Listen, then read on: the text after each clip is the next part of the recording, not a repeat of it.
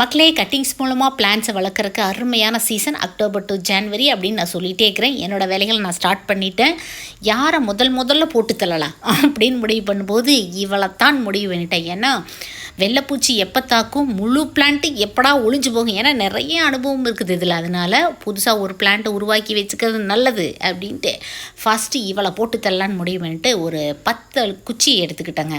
அதுக்கு மேலே தேரல, main plant பிரச்சனை ஆயிரும். அடுத்து இந்த போதி மரம் எனக்கு ஒரு மேடம் கோயம்புத்தூரில் எனக்கு கிஃப்டாக கொடுத்தாங்கன்னு சொன்னேன் இல்லையா, அவன் நல்லா பெருசாக வளர்ந்துட்டான். ஸோ இவங்க 2 பேரையும் இன்றைக்கி கண்ணந்துண்டமாக வெட்டி முதலே மண் கலவை ரெடி பண்ணி வச்சுருந்தேன். போன ஷார்ட்ஸில் நான் சொல்லியிருந்திருப்பேன்.